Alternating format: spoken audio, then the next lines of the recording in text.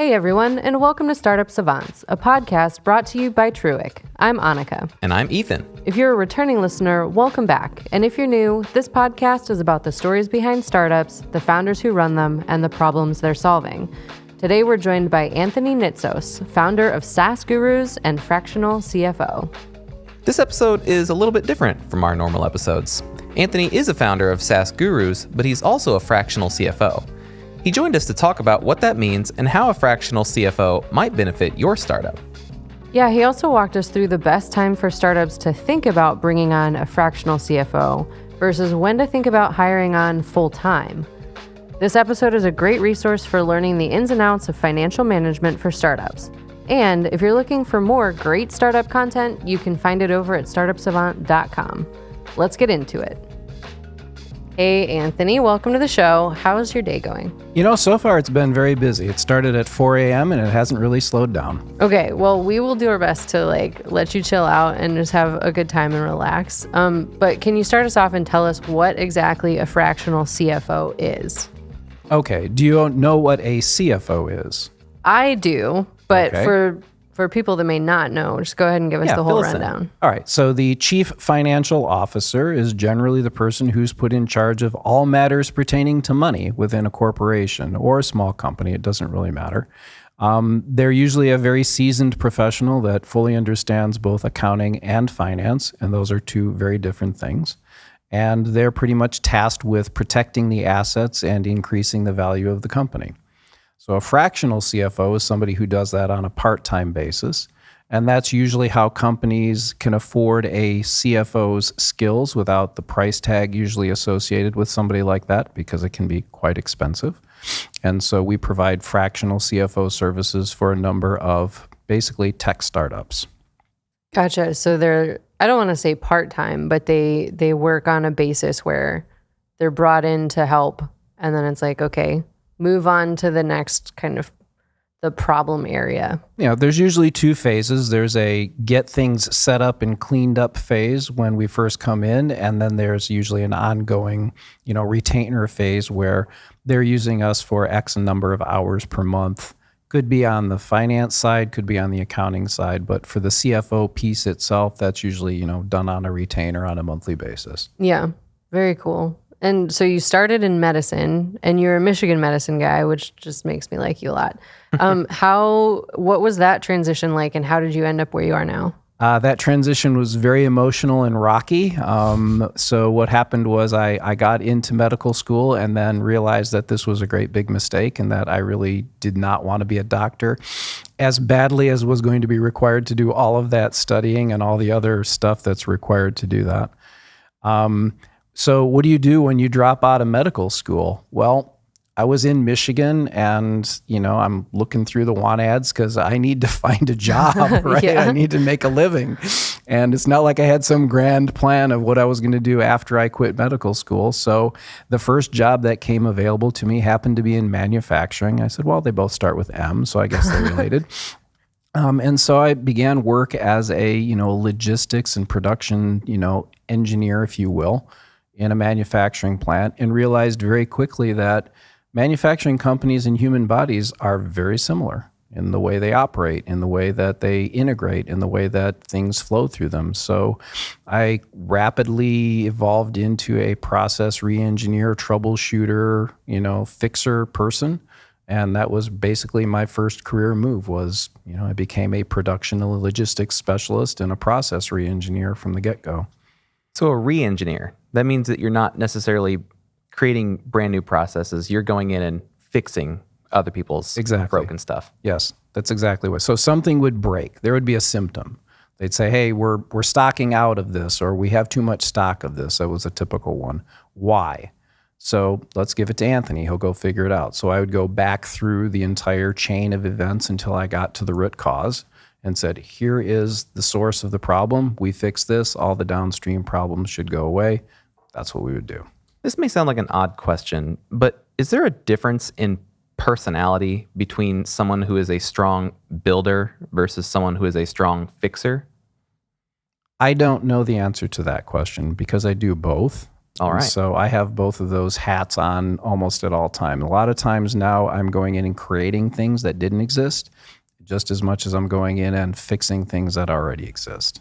All right, so let's talk a little bit about companies then. What are some of the signs that a startup needs to bring on a CFO or get a contracted CFO? The first sign is when you, as the founder or the CEO, are starting to lose sleep over the fact that you don't know that the numbers that are being produced by your finance system are correct, or that they're inappropriate to the industry that you're in. For example, I work almost exclusively with software as a subscription, also known as SaaS companies. There are certain metrics, measurements, key performance indicators, numbers, financial statements that investors and boards are going to expect. And if you don't have those set up correctly, you're going to be in a constant scramble mode to try and get them. And what's worse, when you put them together, unless you're a real expert at doing this, you may not have put them together correctly. So you as the CEO or the founder are standing there with a pile of numbers, not knowing whether they're correct. That's not a good position to be in. So most of the time, people come to us when that pain becomes so excruciating that they're like, okay, I need somebody to come in here and make sure that my numbers are right. That's kind of a tactical thing. The other thing is you're growing. You've now gotten stride, you've gotten traction, you've gotten market, penetration, things are moving. Where do we go for our next round of money? What do we do with that next round of investment money once we get it? So that forward planning piece is the other side of it. So are there any specific places or times in the startup life cycle that you generally come on board as the CFO? Is there an ideal time? I mean, you just mentioned that a lot of times it's when the pain is too great to bear. But I mean, should these companies be looking for those services before it becomes that painful? Sure. Just like you should be taking care of yourself and not overeating before you become diabetic or have high blood pressure, right? That's what my doc says. Right. So it's the same thing. It's the earlier, the analogy I like to use is we all know about the asteroid that wiped out the dinosaurs, right? Mm-hmm. And so now we have a lot of telescopes that are out there scanning the heavens for the asteroids that could potentially off us and take care of us. Would you rather find that asteroid when it's at the orbit of Pluto or the orbit of the moon? So True. the further away you can change something, the further upstream you can change it, the more downstream impact there is. And so when you're a very fresh startup, it's a good idea to have your accounting system set up correctly from the get-go so that somebody like me doesn't have to come in and completely redo it, which can be expensive. So it's the earlier you get something set up, if you're going to be a software company in particular, or a retail company, or a professional services company, it really doesn't matter. The last person you want setting up your accounting system is your tax CPA. Mm-hmm. And the reason for that is they're going to set it up in order to file your taxes. They're not going to set it up so that you can run the business. And those are very different uses of your financial statements. And that's just one example. So I just had a call today with a company that's pre-revenue. And they wanted me to take a look at their pitch deck, make sure that they've got their forecast ready and in line to go in front of investors.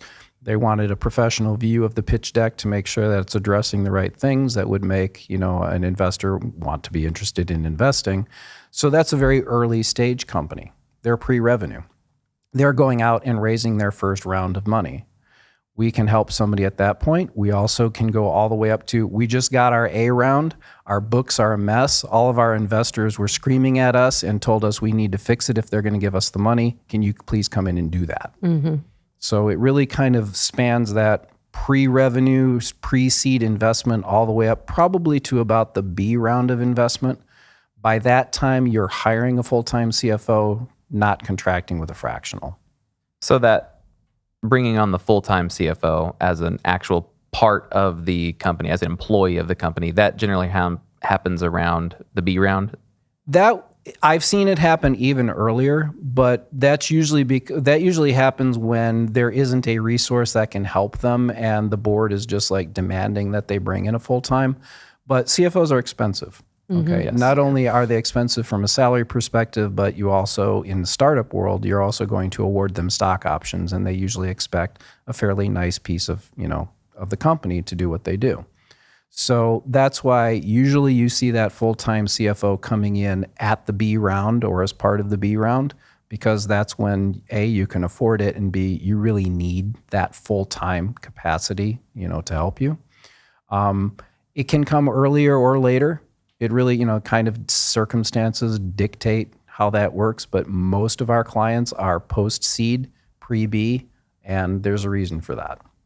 So is there someone that you should bring on to the team before the CFO to kind of build out that that finance team that may not be as senior as a CFO or as expensive as a true CFO? No, I'd say go get yourself a fractional CFO who knows your space and have them set it up, because you do need the gray hairs, the experience that goes along with that. I've been doing this for about 20 years. I've been working with SaaS companies for about 15. I know the space. I know how things should be set up. I've had to clean up a lot of messes, and a lot of them are from other CFOs who put out that, hey, we know how to do this, but they didn't know SaaS. Or they were primarily accountants and not really finance people, because a lot of fractional CFOs come from an accounting background. And I don't know if you've heard the old adage that, the person who has a hammer, all of their problems begin to resemble nails. Mm-hmm. Well, if you're an accountant, you approach finance with an accounting perspective. That's not the way to approach finance. Finance is forward-looking. Finance is strategic in nature. It's anticipatory. Accounting is historical by nature. It's rearward looking. It's looking through the rearview mirror. It's something that has already happened. You cannot use an historical perspective to plan for the future, except as a source of information and a data point that might give you, useful information. So that's why we take care of the accounting first, because we need that base information. But once it's taken care of, we leave it and we move on to the fun stuff. Cool. So once a startup or a founder decides, I think we could use the services of a CFO, we're not going to go out and hire one right now. Let's look for someone who is this term, contracted CFO or fractional CFO. First, how do they find you? And what do the conversations look like before they bring you on? And then once those conversations are done, what does that relationship look like? Do you take a part of the company, or do you become an employee of the company? How does that look? Okay. So let's start with how they find us. Word of mouth is, usually the best way to find somebody who knows the space. We're, of course, always out there marketing ourselves and promoting ourselves in addition to that. But a lot of the times it's like, we've worked with this company, this board member is familiar with what they do. They say, hey, I'm on the board of this other company. Can you come in and help them?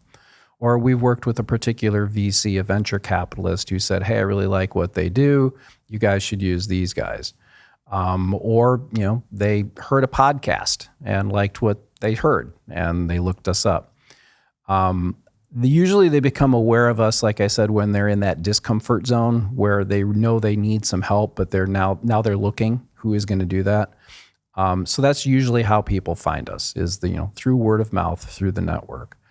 If you are looking for a CFO and you don't have that network to ask, you're going to be stuck doing a Google search. And the first thing that's going to pop up are the ones that are promoted, the most, et cetera, et cetera. What I've noted about those particular organizations is that they're very good at telling you what to do, but not how. See. And that's where, there's also a lot of DIY out there. Like you want to do your own SaaS finances. Here's our book, here's our program, et cetera. I look at that and say, what CEO in their right mind is going to want to do that? Mm-hmm. They're going to want to spend their time on development. They're going to want to spend their time on sales. They didn't found a company, unless you're crazy like me, they didn't found a company to do finance, right? They founded a company to do something else. We founded a company to do finance because that's the service that we provide. Right. And so we live it, we breathe it, we know it. So that's, you go out and do a Google search and, SaaS CFOs pops up or whatever it happens to be. Well, it's going to be a bunch of DIY stuff. Is that really what you want? So it's one of those things where now you found, say, a CFO company. The questions you should be asking them are, do you know my industry? Can you tell me specific examples of clients that you've worked with without disclosing names or confidentiality and the kinds of problems that you solved? Can you help me with pricing my contracts? Can you help me with valuing my business? Can you give me specific examples? Those are finance-related questions. You can find all sorts of accountants out there who can do accounting, but can you find somebody who is financially savvy in your industry who can help you strategically? That's the real value of a CFO. A CFO, when they come into a company, their primary mission is to increase valuation. I mean, that's what the F of finance stands for, right? It's finance, right? So if they're not coming in and finding ways to either increase your ARR, increase the quality, that's annualized recurring revenue, increase the quality of the annualized recurring revenue, reduce the losses, find cash, find better ways to spend it. Those are the kinds of things that a CFO really adds value to a company. Before you answer the next part of the question, can I cut in and ask you, when you say the quality of the ARR, what do you mean when you say the quality of the ARR? Okay, so the quality of the ARR can come down to things such as we have annual contracts, but we invoice them monthly and they have a 30-day out. Well, that's going to immediately they're immediately going to devalue your ARR, anybody who's looking at you for investment or acquisition. Why? Because it's not truly annualized recurring revenue. Right. Or we have a refund policy. You can pay up front, but if you decide to get out early, then we'll give you your money back. Nope, that's not how SaaS should be set up. We have software, and then we have all these really great services that we charge for. Well, I can tell you right now that the valuation of your ARR is going to be about 10 times the valuation of your services revenue. So why are you wasting time on services revenue? Why don't you just bake that into the ARR? Right. So those are kind of like a real quick list of things that we take a look at. We take a look at the terms and conditions of the contracts to make sure that they are actually protecting the company. We're going to look at the agreements the same way an investor is going to look at the agreements to make sure that there isn't some hidden gotcha, that there isn't some way that's going to make this value, the stream of income, worth less in the future. Because when somebody's coming in to invest or buy your company, they're not looking at just the team that they're buying. They're looking at the quality of earnings. It's a big term, quality of earnings. Are those earnings that you've put on your financial statement really there?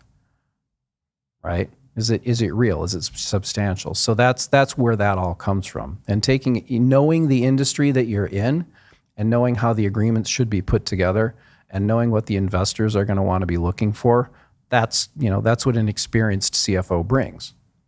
Thank you for indulging my interruption there. No problem. So let's go back. You were mentioning all the questions that these founders should be asking the fractional CFO as they're kind of vetting them to see whether they want to use their services.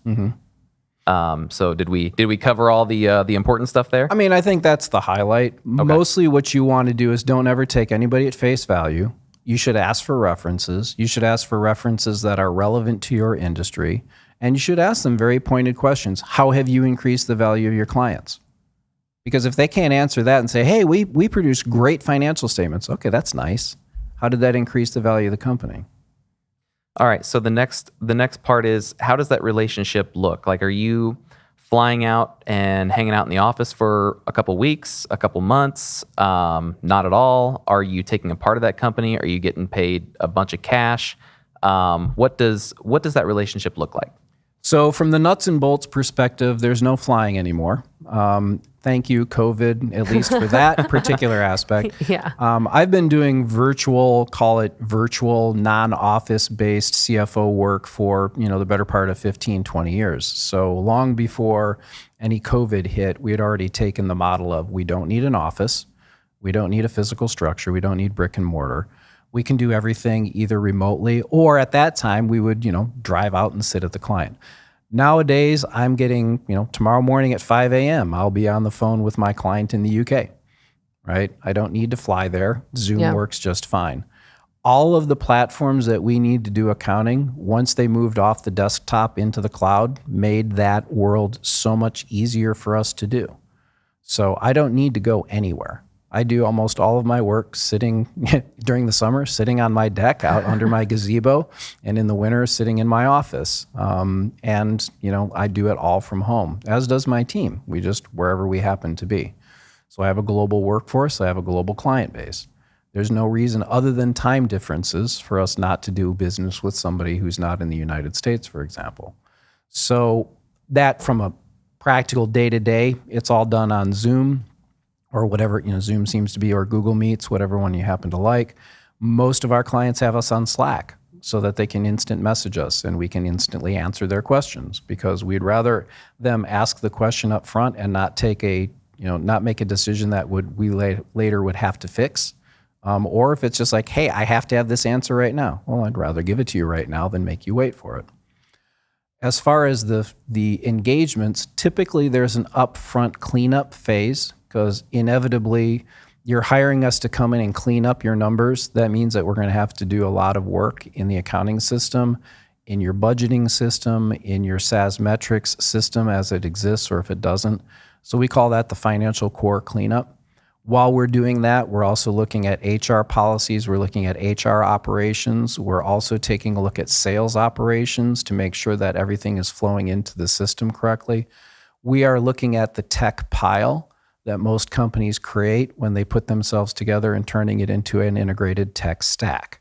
And that's something that really benefits the client in the end, because you have single point of data entry, you don't have a lot of replication, you have a lot of automation, et cetera. That cleanup phase takes weeks or less, depending on how much of a mess we have to clean up and how available the client is to answer questions. We work very fast because we've been doing it a long time. Once that's done, and when I say done, out of that, you'll have financial statements that will be specific to the industry. You will have a budgeting and forecasting tool that will produce a cash forecast, and that is the most important forecast of all. You cannot spend net income. You can only spend cash. So I really don't care what GAAP net income looks like. I care very much what your cash balance looks like, because you need to know as a startup when you're going to run out of money. That's called the runway. That tells you when you need to go for your next round. You want to be able to anticipate that with plenty of time so that you're not out there going for a round when you're about to run out of cash and the tank's about to go dry and the car is going to be stopped in the middle of the desert. Right. Right. So we focus a lot of our efforts on the cash forecast, which means that we have to focus a lot of our effort on the sales forecast, because that drives all the cash inbound into the organization. So that's, once we have that, and then all the metrics that we need, the KPIs, the dashboard, call it what you will, at that point we have that set. That's usually a pretty big lift. When I say pretty big, I can't give you a dollar amount because it really depends on the patient. I have to diagnose them and say, okay, what's wrong with you and what do we need to fix? Sure. But after that, there's the ongoing retainer with me or the other CFOs to say, okay, we're going to have you sit in our board meetings. We're going to have you sit in on our sales planning meetings. We need to stay active in the organization. Otherwise, we become blind and we don't know what's going on. The more information the CFO has, the more effective they're going to be. There is not a single decision in your organization that doesn't have a financial impact. Period. Bar none. There's nothing you do in a company that doesn't eventually show up in the P&L or the balance sheet. So that's why the more information the CFO has, the more effective they can be. That retainer can go anywhere from, a few $100s to, several $1,000s a month, depending on the level of support that's needed. If you're in a fairly steady state, you're probably not going to need to talk to the CFO that often. If you're in the middle of a round and you're trying to raise money, you're going to be talking to that CFO a lot. So we dial it up and down depending on what, the client's doing at that point. But this is where the fit of the CFO to the business really comes to play, because an effective CFO doesn't need as much time as somebody that hasn't done it before or is trying to figure it out. So once you get into a company, is there something that you look for that you've just got to change every single time? Like the chart of accounts. The chart of accounts. So that's the switch that needs flipped, that's always turned in the wrong direction. Tell us about this chart of accounts. I have never come across one that was set up yet correctly. And the reason why I go after that, it's the same reason why you want to make sure your spinal column is healthy. You ever try and run your life with a bad back? I try not to. Cannot get away from it, right? So again, I go back to kind of a lot of my medical training in the beginning, which is that spinal column is your accounting system. And if you don't have that thing aligned properly and correctly, it doesn't matter what's hanging off of it, it's not going to be right. So the chart of accounts, which is what spits out your financial statements, and the financial statements are crucial. There are correct financial statements for every industry.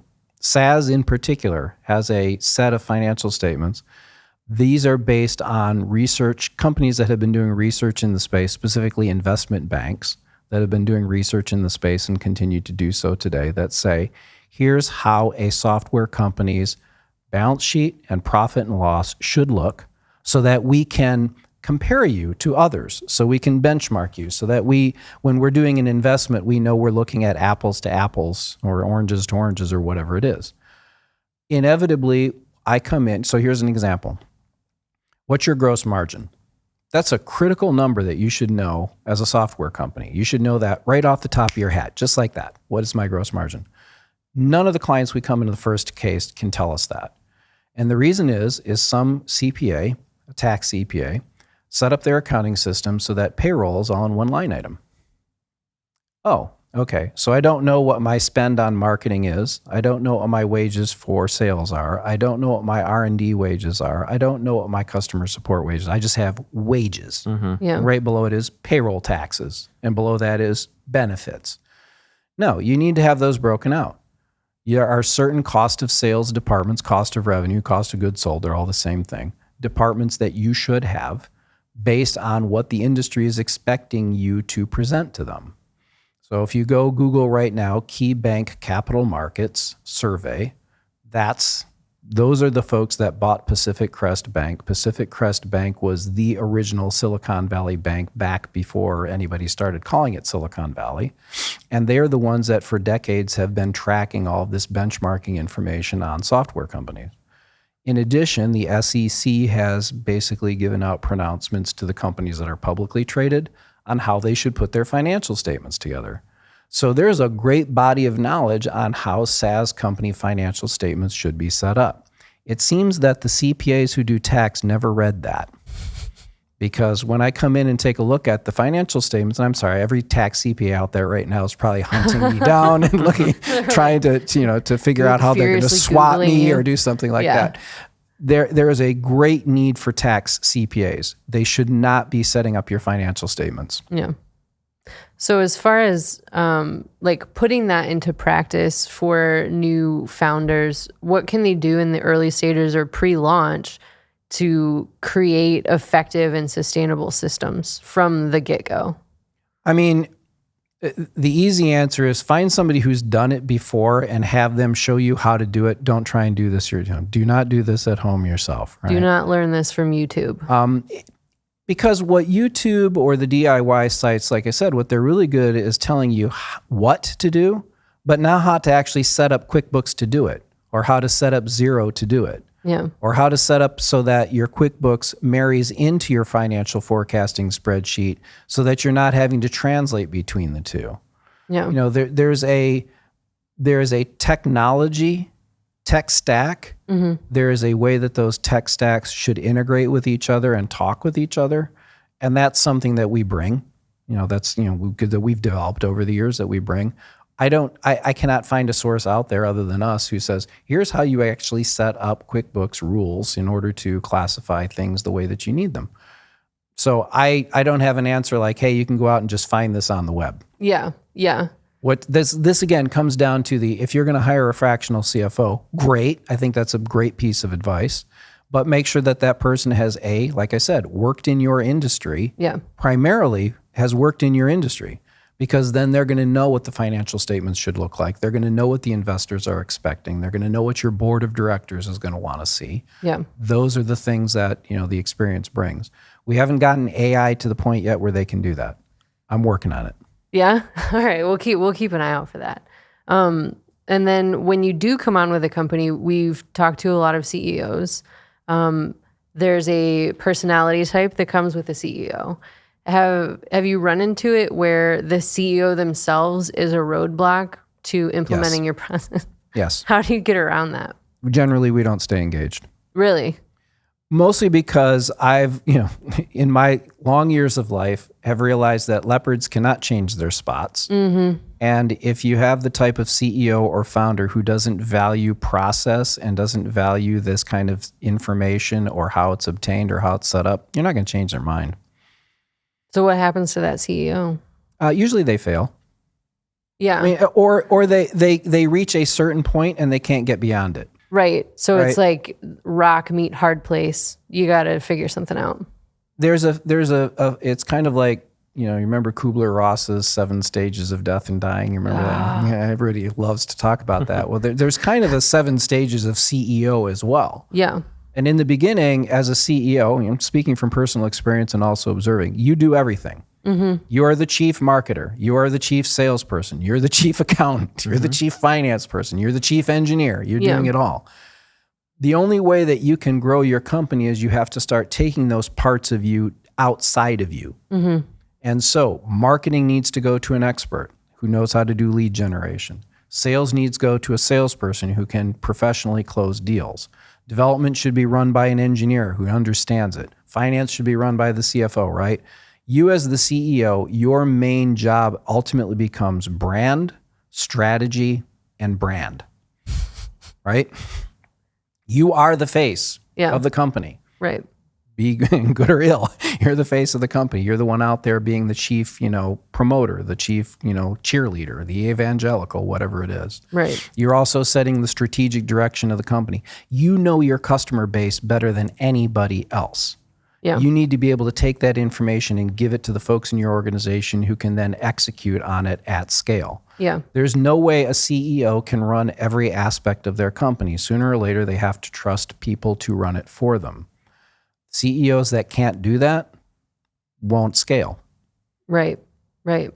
I have clients that are micromanager CEOs. We work with them, but I also know they're probably not going to go very far because they have to keep their hands on every little thing in the organization. Yeah. So they listen to us. It's not like, they don't understand what they do or value us, so we don't have a problem working with them. But I can look at that and say, you know what? As long as you're continuing to, authorize all accounts payable checks, as you're the one who's doing all the payroll authorizations, you're the one who's checking marketing and make sure all that, you're basically going to not go very far. Or you're going to die an early death because you're overworking yourself. Yeah. And that's the other thing, too, that I see too many CEOs doing. And I fall into this trap myself if I'm not careful. We have to do everything right. Well, no, you don't. Right. There are plenty of companies out there that succeed with CEOs that don't have to do everything right. That's why you have experts that you hire to do. Yeah. So the delegation is a big part of it. And all right. So if you could put anything on a to-do list for a founder today in dealing with finance, what would that be to get a handle on their finances? Well, I guess it depends on whether you're talking about finance or accounting. Finance. Okay. So as a CEO who's got a company that's growing, you need to make sure that your accounting system is set up right for your industry. Mm-hmm. You need to make sure that you have a cash forecast that you can use. That's it. Yeah. If you're a startup, there are 2 metrics above all else that you need to pay attention to: cash runway and sales growth. That's it. Yeah. Everything after that's detail. Because without sales growth, you're not going to attract investors. And without a cash runway and knowing when you're going to run out of cash, it's like driving your car at night in the dark with no dashboard and no headlights. Okay, well, if you're on a straight highway, that's great. Right. What happens when the highway takes a turn? Yeah. Or there's a cow in the road, or whatever, right? Something happens that you don't see coming. Yeah. So, my advice to anybody who's starting off, number 1 is make sure that you have your cash runway and your sales growth understood. And that sales growth piece means that you have to really understand how to go to market.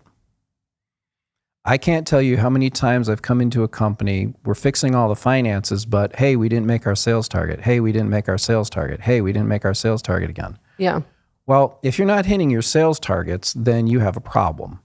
Either there's not a market fit for your product, or your marketing team is ineffective at getting the messaging out there to attract the kind of inbound traffic that you need, or your sales team are a bunch of idiots that don't know how to close a door, let alone close a sale.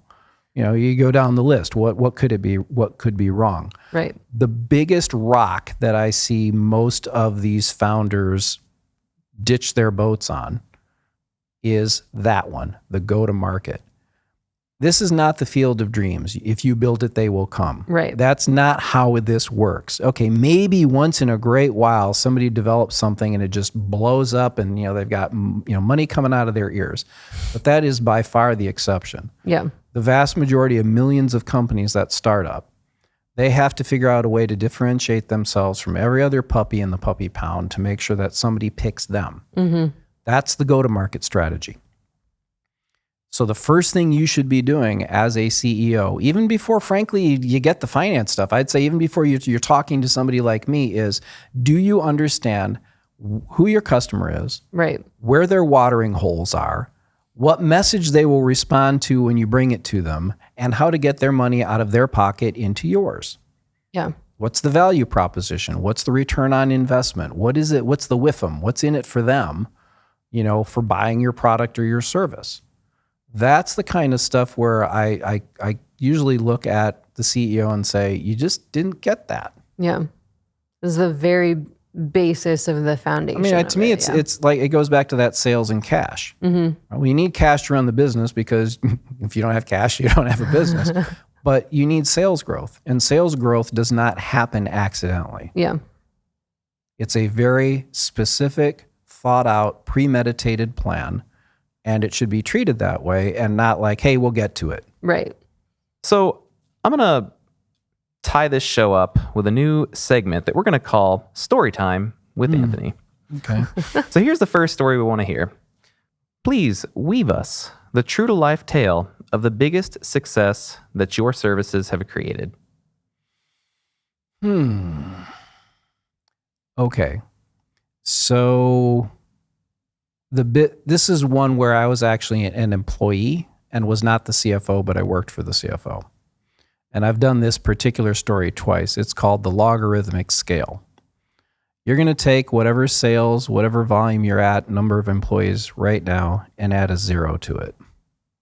Okay? That's what a logarithmic scale is. Okay. You just keep adding zeros to things. So in this case, I came into a company that was running at about 10 to 15 million in ARR. That was on a trajectory to easily double and triple that within the next year. And their CFO did not have the time to go in and set up all of the systems and everything that needed to be set up in the background to handle the scaling, right? So he was very good. He had a lot of experience. He'd set up everything in terms of, the financial statements, et cetera, et cetera. But there's a difference in terms of somebody who does the strategic versus, the execution. Did you ever watch Thor Ragnarok? I have not. Really? Not a big because there's a Marvel guy. great scene in there where Hela, who's the main character, decides to hire a chief executioner. She says, well, the job of the chief executioner is to actually execute the king's will, but mostly to kill people, right? But it's like, so who is that execution? Somebody has to go in and do it. So the story here is that we had systems that were not integrated, that were not harmonized. And we had to take this company from, at that time was 10 to 15 million, and 3 years later was 150 million in ARR. So this is one where we built a lot of systems on the inside.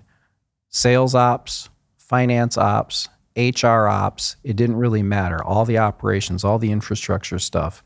And the biggest challenge was taking all of these systems that had been siloed and creating a harmonized system so that when there was a question of who are our customers, there's one list, right? I can't tell you how many companies I've walked in to say, who's the customer? Well, sales has a list, success has a list, accounting has a list, support has a list, and they don't agree. Yeah.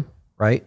Because I'll go back now to, the Japanese who trained me on quality control. You should have one person in charge of quality at the time when it's created, whatever part that is. That's the person who owns the quality of the product. You need to give them every tool and process available to make sure that they do it right the first time. That applies just as much to data as it does to widgets. And it comes down to scaling is the place where that's tested hardest. right? Because you have to make sure your systems. So the success story there was that company ultimately exited for $2.35 billion. Sweet. Okay, it was a tremendous, exit for all of us who were involved in it. And that is a success story where we took chaos and turned it into order. And that's where just about every skill that I had was necessary, because I had to deal with every department. I had to deal with every function. I had to deal with disparate systems that were not talking to each other, figure out a master plan to harmonize them and get them in a shape where the company could actually present financials in a way that were easy to produce, because the larger you get, the faster you need to produce your financials. And the closer if you ever hear about stories on, about the CFO who got fired because they didn't hit their numbers, that's because they're not going to fire the CEO first. They're going to fire the numbers guy first if you don't hit your numbers. The other success I can share with you is one which is much more down to earth. This was a CEO who was doing all of the financial SaaS metrics on their own. So I came in there and he said, our ARR is, I'll just throw a number, our ARR is $1 million. I said, that's great. Where'd you get that from? Well, here's my spreadsheet. And I looked at that, and the first thing that comes to my mind when somebody says they're doing their SaaS metrics on a spreadsheet is how many errors, not are there errors, how many errors are there? In the end, I said, well, doing this on a spreadsheet, here's the issues that you have with that.